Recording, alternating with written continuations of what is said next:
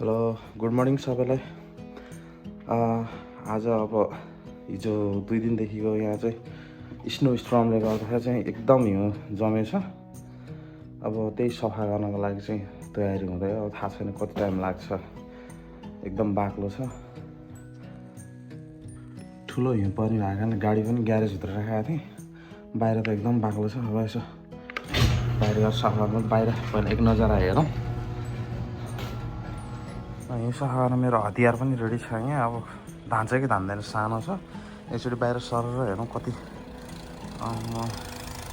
10 देखि 18 भन्थ्यो। एकचोटि छ कि आयो त, म त गाह्रो पो छ त यहाँलाई। ल गाडिन्छ त पुरै। ओहो हो हो हो हो, यता चारैतिर यस्तो छ। अलिअलि अझ पर्ने क्रम जारी नै छ। अब कसरी गर्ने थाहा छैन। सब ढाकेको छ। यहाँनिर मेरो सानो एउटा धुपीको रुख थियो, धुपीको रुखै सबै पुर्दैछ। अब यहाँ कसरी मेरो घर अगाडिको ढोका त यसरी पुरेछ। अब भित्रको पनि कसरी जाने थाहा छैन, यसरी पुरेछ। यति यति गाडिन्छ खुट्टा,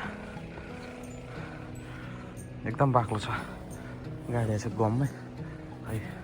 घर अगाडि यस्तो छ मेन छाना। यो चाहिँ सानो धुपीको रुख थियो, सबै सर्लक्कै पुरेछ। अझै त मेन अगाडि सडकमा चाहिँ डोजरले थुपार्दै गरेर त झन् एक मान्छे जति होला। कसरी गर्ने हो थाहा छैन। ल यहाँ त सर्लक्कै गाडिने अवस्था छ। चिसो सबै गमै, जुत्ताभरि सबै छिर्यो एकदम। अब बाटो पनि कता के हो थाहा छैन, पुरै छोपिएर। यहाँ प्याटियोमा त यस्तो भएछ, एउटा डस्ना बराबर, डबल डस्ना म्याटेस्ट बराबर बाक्लो छ। अब यो कति दिन लाग्ने हो पग्लिन पनि थाहा छैन। सडक जता हेर उतै समय छ, मरुभूमि जस्तो। अब यस्तो जताततै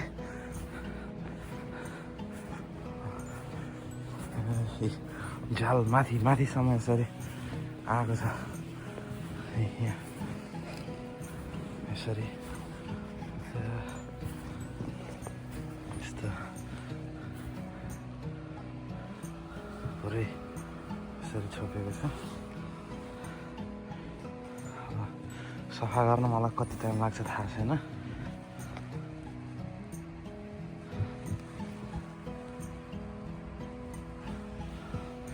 अब सुरु गर्छु सफा गर्न अगाडि गएर। अब मेरो त आज 12 बज्नेवाला छ।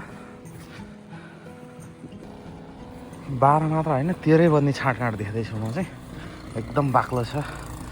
बाक्लो यहाँ अगाडिपट्टि त जाने गाडीले थुपारिदिएर उता पछिपट्टि छिमेकीले पनि सफा गर्दैछन्। Oh my god, I don't know how to clean that. सकिँदैन बाबा, सकिँदैन। म कसरी गर्ने होला त? हे बरु म देख्दैमा तर्सिसकेँ। कसरी गर्नु? अहिले यहाँ चिसोले ममा चाहिँ खुट्टाभित्र जुत्ताभित्र छिरेर कसरी चाहिँ गर्नु होला त? हे भगवान्। ल यस्तो पनि हो रहेछ। ल अब चाहिँ मैले हिउँ सफा गर्न थालेँ, तर अब हिउँ अनुसार मेसिन चाहिँ सानो होला जस्तो लाग्यो।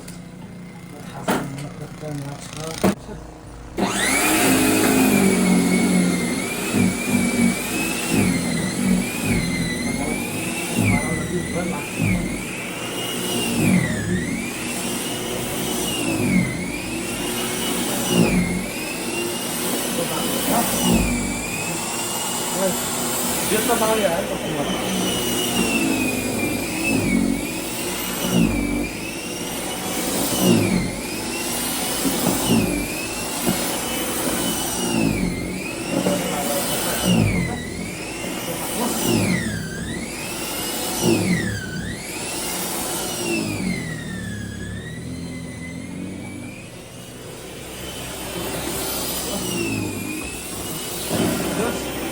आरामसे चल्ने रहेछ।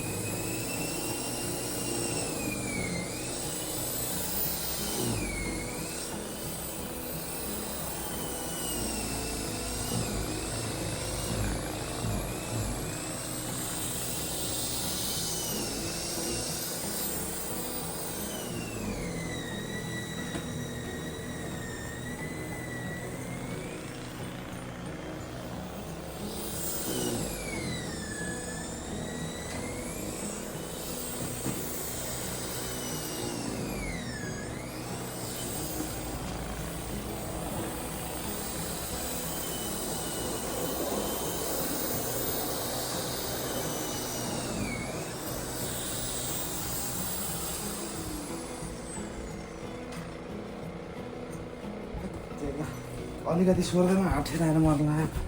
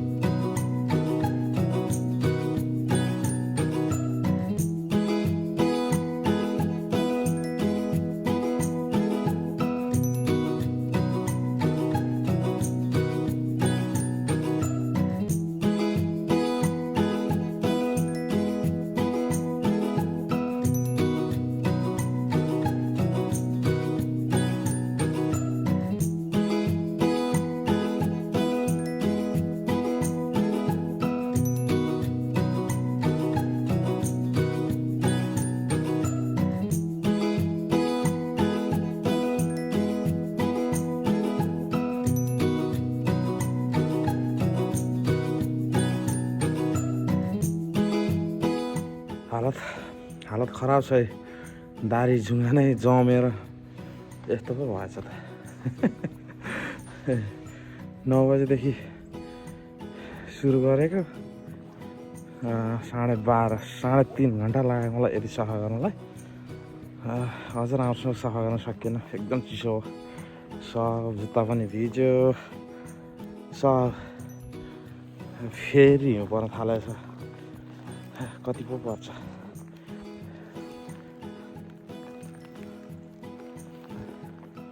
सफा गरिसकेपछिको अवस्था यस्तो छ। साह्रै गाह्रो हो यति सफा गर्नलाई। 3.5 घन्टा। यहाँ त लगभग आधी मान्छे जति नै भएको छ यहाँ त।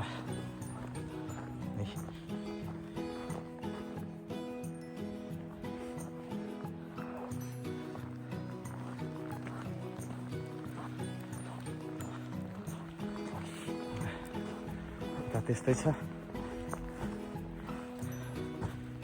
हिउँले गर्दा देखिएन, यहाँ बत्ती हालेको थियो, बत्तीको तारै छुट्यो। आधी छ, आधी मान्छे आउने।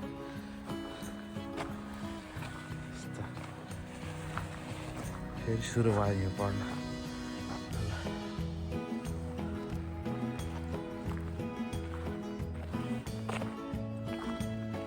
यस्तै छ यहाँ। समर लागेपछि घाँस काट्नु पर्यो, घाँस काट्दा हैरान। फलमा फेरि रुखका पत्कर सर्दा हैरान। अब अहिले हिउँ सर्दा हैरान। केही नगरी सुक्न पर्यो। हेत्तेरिका ल हिउँ पर्दैछ अझ। पत्र पर्छ फेरि सोर्न पर्ने हो कि बल्ल बल्ल सोरियो, फेरि पर्न छोड्यो। सोर्दा यसरी हात जमेर सबै यस्तो भयो। फेरि जम्छ।